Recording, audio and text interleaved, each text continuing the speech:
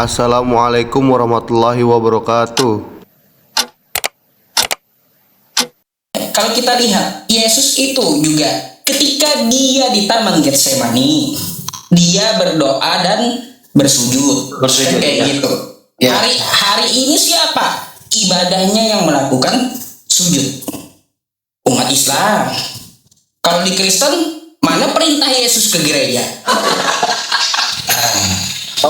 Bapak Ustadz, di kita punya gereja juga ada bersujud, Pak Ustadz. Kita sujud baru berdoa sambil begini. Sama seperti Yesus sujud. Sujudnya kayak gimana? Lutut ditaruh, tangan di atas. Itu berlutut namanya, Bang, bukan bersujud. Itu namanya berlutut, bukan bersujud. Iya. Bapak, ini saya cuma mau tanya saja mengenai kepercayaan sama iman. Hanya 2 pertanyaan. Oke, boleh. Ya. Apa namanya? Kan dulu di dalam Alkitab kan tertulis bahwa orang buta itu dia kan tidak bisa melihat, tapi dia percaya. Tapi dia percaya bahwa Yesus bisa menyembuhkan. Iya. Ya. Makanya dengan imannya dia meyakini bahwa Yesus itu bisa menyembuhkan, dan dia ke sana. Dia ke sana, terus Yesus ketemu sama dia, langsung Yesus menyembuhkan dia. Tapi Yesus berkata begini, imanmu, setelah Yesus ludah di tanah dan ambil tanah liat, gosok di matanya, dan Yesus bilang, imanmu telah menyembuhkanmu. Begitu. Yang ingin saya tanyakan di sini, apakah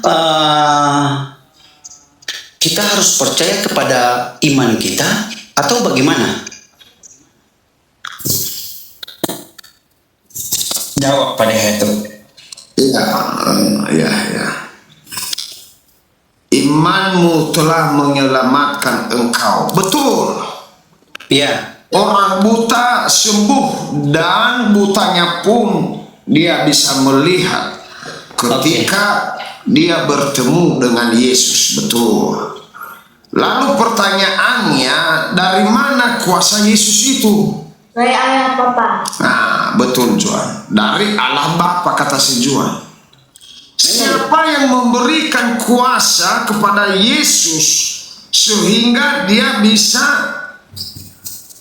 menyembuhkan yang sakit itu? Adalah Allah Bapa.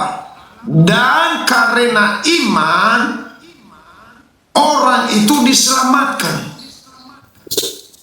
Oke, lanjut. Contoh, satu pohon itu kayak macam di satu kampung ya. Satu pohon ini kita anggap dia kayak macam sakral. Jangan coba-coba kau kencing di sana. Jangan coba-coba kau bikin maksiat di sana. Nanti terjadi apa-apa. Itu kepercayaan. Iman satu kampung itu yang mempercayai bahwa pohon itu sakral. Makanya terjadi hal-hal yang mereka buat. Ini yang saya bingung. Coba Anda jelaskan.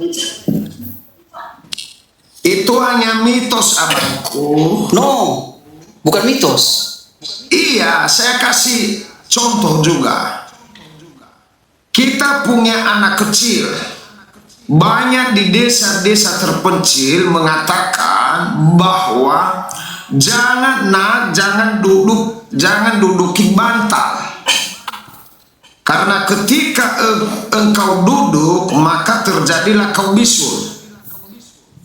Maka di desa-desa itu orang tidak mau duduk di bantal karena telah mempercayakan hal demikian. Dan ketika ada anak yang tidak mengerti mitos itu, lalu dia duduk, lalu tidak terjadi bisulan sama anak itu, karena hanya mitos. Tidak ada yang mengatakan bahwa harus, tidak ada. Tidak, yang saya tanyakan kepercayaan satu kampung ini terhadap satu pohon itu. Begitu, bukan kalau bantah. Iya, begini, saya kalau juga tidak percaya model begitu, Bang. tidak, maksudnya begini loh. Kalau itu kuasa apa? Saya mau tanya. Oh, kuasanya itu adalah doktrin leluhur turun temurun bahwa di pohon ini. Bapak Pendeta percaya? Nah, sebentar dulu, saya Oke. nanti sampai saya di sana. Itu Oke. adalah ada penghuninya. Tidak boleh kita pacaran di situ. Nanti kau diganggu oleh jin. Jin apa? Jin kafir. Kamu akan diganggu nanti. Padahal ketika orang yang beriman dia ke pohon itu tidak terjadi apa-apa. Karena sudah ditakutkan, karena sudah terlalu dipercaya, sehingga banyak yang takut. Karena angkor, jangan ke pohon itu, bahaya. Jadi itu kuasa apa? Kuasa kegelapan. Oke. Kalau kuasa kegelapan berarti itu mereka kan imani, mereka mempercayai. Iya, mereka mempercayai karena sudah terjadi hal-hal itu sebelumnya. Satu lagi dong. Dan itu adalah orang-orang yang tidak beriman dan tidak bertakwa kepada Tuhan. Makanya mereka takut. Oh tidak. Satu kampung itu tuh percaya sama Tuhan, sama Yesus. Iya, karena imannya tipis. Coba saya yang ketemu pohon itu, saya injak langsung dia. Iya. Kan kata Yesus, aku telah diberikan kuasa di bumi dan di surga. Saya Siapa percaya yang itu. memberi kuasa? Adalah Yesus. Yesus. Siapa yang memberi kuasa? Adalah Allah Allah. Bapa lah. Anak Bapa. Yang memberi kuasa itu adalah Allah. Dan ketika kita percaya hal demikian, maka ketakutan di satu desa tadi, satu pohon itu kita usir di dalam nama Yesus. Haleluya. Lanjut lagi. Sudah terlalu banyak pertanyaanmu, giliranku sekarang. Udah 4 kau tanya. Oke, silakan. Saya ini bukan apa tapi jarang ke gereja, tapi Ya, saya nggak apa-apa, karena Yesus tidak mengatakan pergilah ke gereja. Gereja itu hanya gedung, tempat perkumpulan, tempat pengambilan persembahan, tempat pengambilan kolektor. Lalu pengurus-pengurus gerejanya nanti menggunakan persembahan kita untuk mereka makan nasi bungkus. Gini.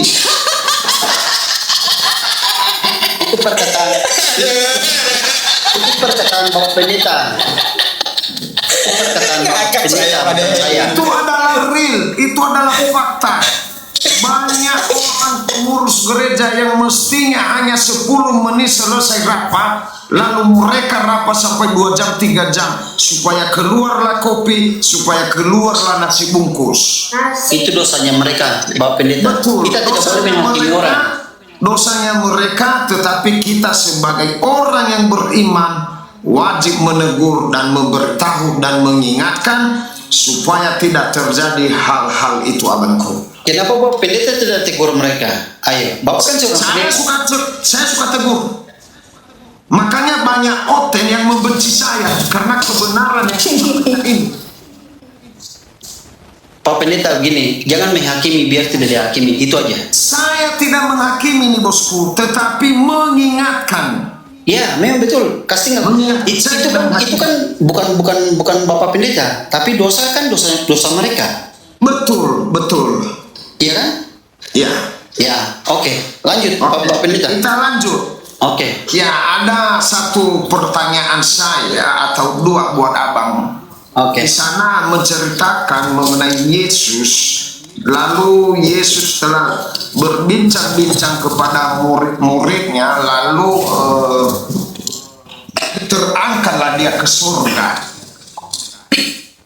Itu kata Markus si penulis, temannya si Paulus. Setelah berbincang-bincang Yesus, dia terangkat ke surga.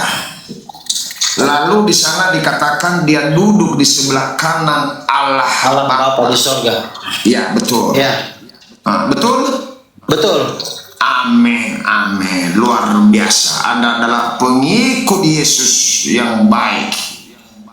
Pertanyaan saya adalah, siapa bersama Yesus naik ke surga. Sehingga penulis itu dia mengetahui bahwa Yesus itu sedang duduk di sebelah kanan Allah. Dan pertanyaan kedua adalah, seperti apa wujud Allah Bapa itu? Sehingga penulis mengatakan Yesus naik ke surga dan duduk di sebelah kanan Allah. Seperti apakah wujud Allah itu? Sehingga penulis menulis dia bahwa sudah melihat Yesus. Saya tidak percaya dengan Stefanus atau yang dikatakan di Kisah Para Rasul. Ya, ada dikatakan di sana yang melihat Yesus itu adalah Stefanus atau siapa. Tetapi Stefanus belum berangkat ke surga bersama Yesus. Pertanyaan saya tadi adalah, siapa orang bersama Yesus naik ke surga? Itu pertama. Ya.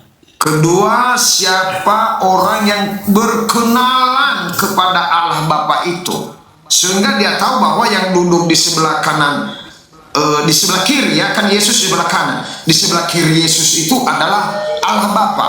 Silakan Bang. Di situ kan Yesus sudah berfirman bahwa dia akan naik terangkat ke surga. Dia kan duduk di sebelah kanan Allah Bapa. Iya, saya ambil tadi pertanyaan saya ini adalah Markus 16:19. Markus 16:19. Saya tidak pegang HP 2, Bapak Pendeta. Iya, saya bertanya sesuai data abangku supaya tidak mengatakan Pak Pendeta berbohong. Sesuai data. Markus berapa Pak Dek? Markus 16:19 Pak Ustadz. Biar saya tampilin di layar biar dia juga baca gitu lah. Nanti dikiranya dulu Pak Dehenya ya. Nih saya yang bacakan biar netral ya. Oke. Ini Markus ya, Markus 16 nomor 19. Sesudah Tuhan Yesus berbicara demikian kepada mereka, terangkatlah ia ke sorga, lalu duduk di sebelah kanan Allah. Ya. Allah aja ini, tidak ada bapaknya. Ya. Beda-beda ini kitab pada ya. Tidak. Enggak sama, beda-beda kitabnya. Begini, kita kan sudah terbiasa dengan menyebut Allah Bapa, begitu. Oh ya udah ada itu isinya. Oke. Pemahaman kita kan beda-beda, begitu, Bapak Ustadz. Iya, baik Bang. Silakan. Jadi yang ditulis di situ, kalau ditulis di situ Markus, berarti ya Markus yang menulis itu bahwa Yesus yang akan duduk di sebelah kanan Allah Bapa, begitu. Yang saya tanya Bang, siapa yang melihat atau siapa bersama Yesus naik ke surga sehingga dia bisa? Itu kan Yesus naik sendiri, Bapak Pendeta. Masa ada yang ikut Yesus? Makanya dengar dulu Bang, ya dengar dulu ya. Selesai. Siapa bersama Yesus naik ke surga sehingga Yesus itu mereka tahu bahwa duduk di sebelah kanan Allah Bapa. Pasti dia sudah melihat sehingga dia menulis. Atau ada yang menulis siapa? Markus.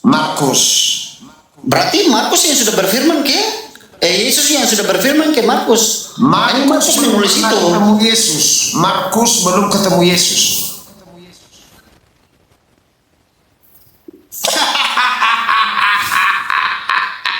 Mungkin Markus pakai teropong kali gitu pada. Tapi dalam firman Tuhan kan tertulis begitu. Jadi kita meyakini itu. Oh, hanya meyakini, tapi tidak fakta. Kalau debat sampai di situ ya minta maaf, saya punya skill belum sampai di situ. Oke. Baik. Terus yang Bapak Pendeta bilang wujud Ya, seperti apa wujud Allah Bapa itu sehingga penulis mengatakan dia duduk di sebelah kanan Allah. Oke, saya jawab pendeta. Tuhan menciptakan manusia segambar dan serupa dengan Allah. Ya, Jadi sudah jelas.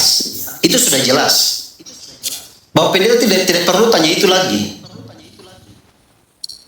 Bahwa wajah Allah seperti apa, ya itu sudah kita ini. berarti hanya tafsiran ya, hanya tafsiran saja. Sekarang saya tanya Bapak pendeta, Bapak pendeta sudah lihat Allah?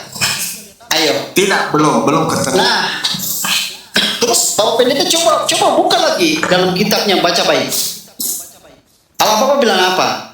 Saya menciptakan manusia segambar dan serupa dengan saya. Jelas, itu sudah jelas. Jadi Bapak pendeta mau tanya apa lagi? Pertanyaan saya tadi, siapa yang melihat itu sehingga penulis mengatakan duduk di sebelah kanan Allah? Sebelum Yesus naik, ya pasti Yesus sudah berbicara sama murid-muridnya bahwa saya akan duduk di sebelah kanan Allah Bapa. Begitu. Itu mengenai kepercayaan saya. Seperti gitu. Artinya Bang, itu adalah hanya tafsiran saja. Karena tidak ada seorang pun yang ketemu Allah Bapa. Saya sudah baca semua Alkitab. Benar. Saya setuju dengan Bapak pendeta. Oke, siap. Udahlah, selesai pertanyaan saya. Saya nggak bertanya lagi karena sudah benar. Berarti artinya Yesus Iya, karena kita umat manusia. Pak Ustadz, Bapak pendeta sudah pernah lihat Allah? Belum kan? Belum. Saya juga belum. Jadi wajar. Kalau saya balikan itu lagi ke Bapak pendeta. Karena ya kita sebagai manusia kan diciptakan segambar dan serupa dengan Allah. Itu sudah jelas.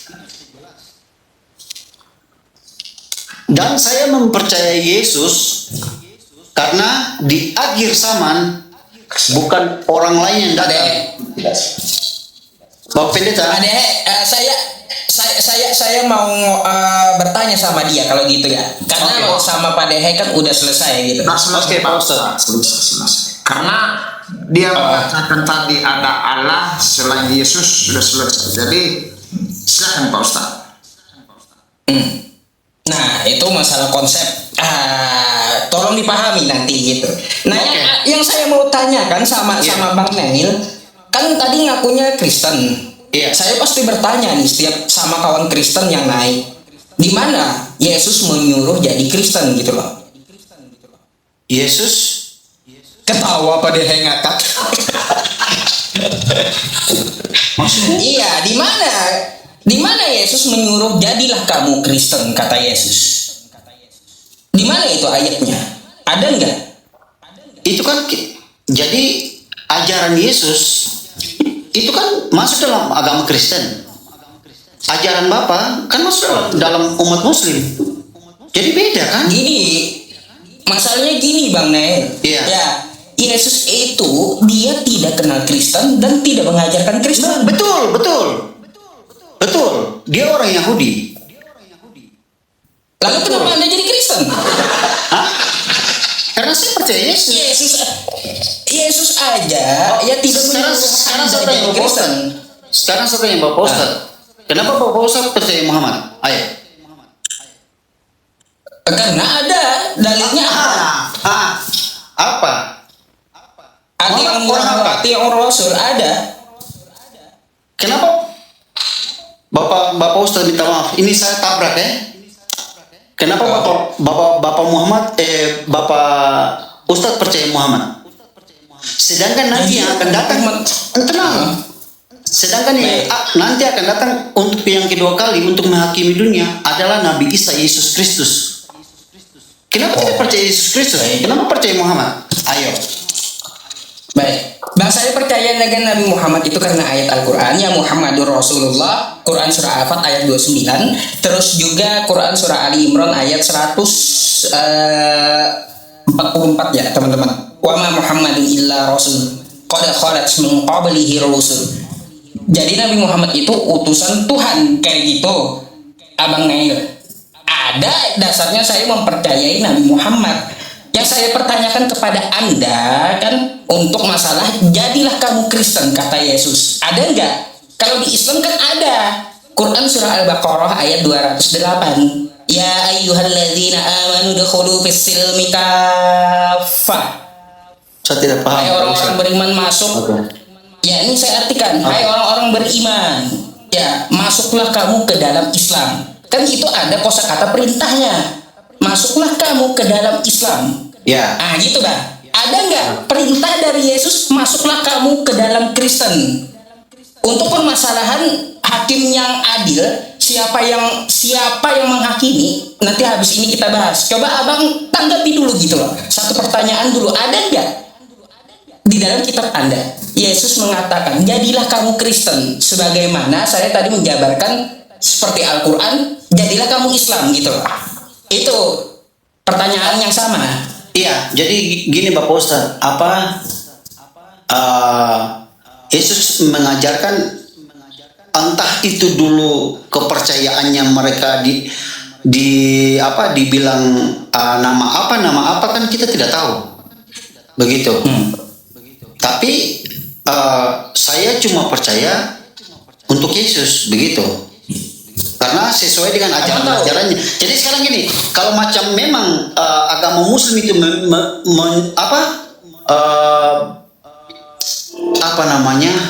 agama Muslim itu mengajar tentang ajaran Kristus, berarti otomatis saya di agama Muslim. Begitu. Gini Bang, kalau di Islam itu ya batal seorang Muslim, dia tidak menjadi seorang Muslim kalau dia tidak percaya dengan Nabi Isa atau Yesus. Batal imannya.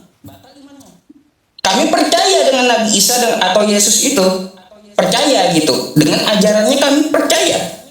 Tapi ya kami menyesuaikan, meletakkan posisi dia itu sebagaimana yang dia jelaskan. Kalau dia mengaku adalah hamba Tuhan dan sebagai nabi, maka kami umat Islam kami akui dia nabi gitu, bukan Tuhan. Kami percaya juga sama dia. Lihat ajaran dia di Lukas 4 nomor 8, sembahlah Allah. Kalau kita merujuk ke Al-Quran juga ada Bang. Iya. Juga. Itu Nabi Isa berkata sembahlah Allah, ada. Iya, memang.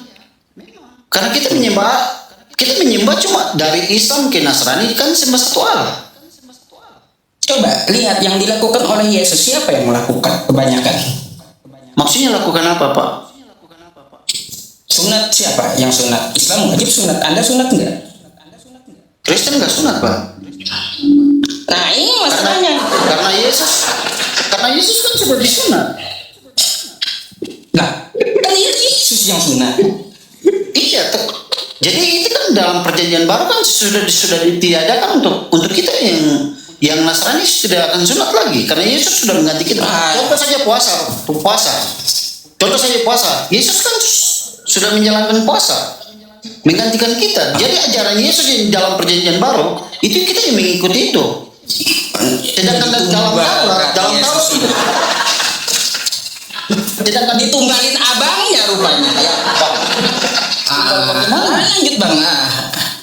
Kok bisa-bisanya Anda numbalin Yesus? Gak perlu, kalau Yesus udah puasa tuh ya mewakili kami.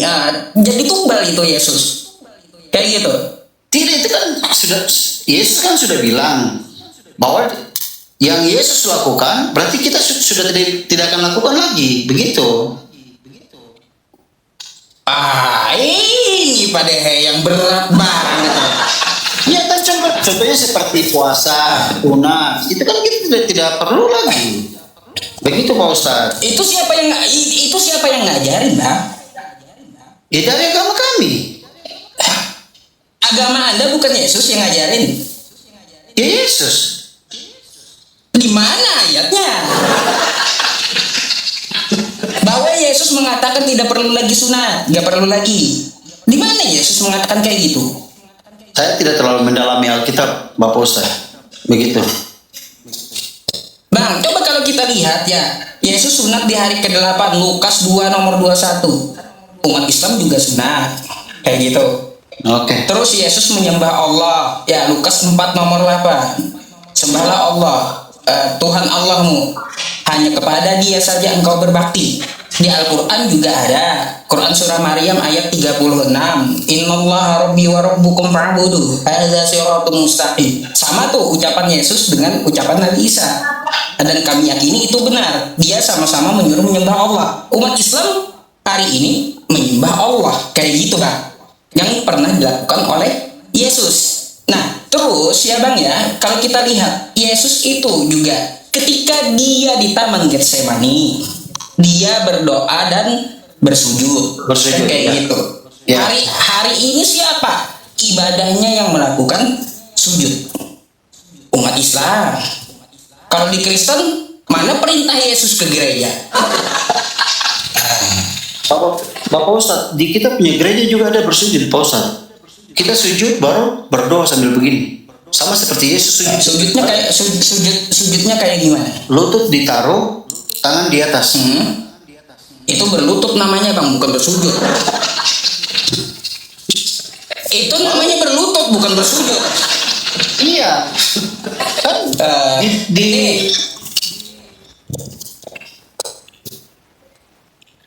Nih, saya bukakan KBBI aja udah Bang ini ya. Nih, Bang, yang namanya sujud, nih. Coba kita lihat. Yang namanya sujud adalah berlutut serta meletakkan dahi ke lantai, biasanya saat sholat sambil membaca tasbih. Dahi ke lantai, bukan genggam tangan, Bang. Tuh, dahi ke lantai menurut bahasa Indonesia. Jadi yang dilakukan oleh Yesus itu bukan berlutut kayak seperti tadi, tapi dia dahinya ke tanah gitu. kok dahi ke tanah? Ya iya, itu adalah sujud. Sujud itu dahi ke tanah. Tapi tidak ada dalam firman Tuhan dahi ke tanah kita. Loh, Yesus aja melakukan. Gimana? Ayat berapa? Matius 26 nomor 39. Coba Pak Ustadz buka. Udah, nih. Ada nggak dibilang Yesus sujud kayak itu? Ada. Nih. Maka ia maju sedikit, lalu sujud dan berdoa. Berdoa, iya. Katanya, ya Bapakku, bla bla bla bla, kan isi Ya. doanya. Ya. Nah, ini Yesus mana dahinya? gerakan. Oh, ini yang dimaksud meletakkan dahi ke bumi itu adalah sujud Bang, sesuai KBBI tadi nih, dahi ke lantai. Ini arti Pemahamannya sujud. pemahamannya kita beda. Sujud adalah dahi ke lantai. Tuh. Makanya ketika Yesus sujud, artinya Yesus ini melakukan dahinya ke lantai, ke tanah gitu. Kalau Yesus sujud di lantai pasti dia punya di sini sudah hitam. Belum tentu Bang. Gimana? Di situ kan tidak itu kan sujud aja berarti kan belum. Jadi gini Pak Ustadz, apa kalau mau dibilang sujud itu bukan berarti kita harus nunduk kepala ke lantai, tidak. Lalu definisi Contoh sujud saja. kayak gimana? Contoh ya, Pak. Gak ada Contoh lagi saja, Bang, Pak Ustadz. definisi sujud. Tidak, contoh saja Pak Ustadz, begini. Bahasa orang Jawa sama bahasa kami di Papua itu beda. Pemahamannya Terus beda. ribut berbeda. Pemahamannya beda. Jadi tidak bisa mau dibilang. Jadi bahasa Indonesia itu banyak. Bang, itu yang kata Anda itu seperti bahasa daerah, tetap aja bahasa Indonesia kita satu. Betul. Sujud kalau kata bahasa Indonesia sujud itu dahinya ke tanah, maka ketika dipakai oleh kitab Anda berarti seperti itu yang dilakukan oleh Yesus. Yang kita lakukan di gereja bukan sujud untuk taruh dahi di itu. Hanya sujud lutut di bawah, tangan di atas. Itu. Kan gitu ya teman-teman. Iya kan pemahamannya Bapak dengan pemahamannya kita beda. Betul atau tidak Bapak Pendeta? Iya. Katanya Bapak Pendeta ini. Bapak Pendeta tolong jelaskan. Ayo. Nggak apa-apa, saya tanya abangnya aja gitu. Tidak, Jadi kalau saya kan belum terlalu paham dengan itu. Nah, ada seniornya yang di atas. Coba, ayo Bapak Pendeta coba jelaskan. terus namanya apa ini? Bapak Pendeta Kalau sebenarnya bagaimana? Ayo. saya nggak minta Pak Dehe jawab. Saya mau diskusinya dengan abang gitu. Iya betul. Makanya saya kan bilang ke Bapak Ustadz. Pemahamannya Pak Ustadz sama pemahamannya kami, bahasa Pak Ustadz dengan bahasanya kami di orang timur beda. Begitu. Oke guys, berikut hasil diskusi dari Ustadz Yusuf PI, Pak Dehe dan Bang Nil. Adapun dari hasil diskusi tersebut, kita bisa ngambil pelajaran ya dari hasil diskusi tersebut. Adapun penilaiannya kita kembalikan ke diri kita masing-masing. Oke, gitu aja ya untuk videonya. Thank you yang udah bisa nonton. Jangan lupa like, komen, dan subscribe. Assalamualaikum warahmatullahi wabarakatuh.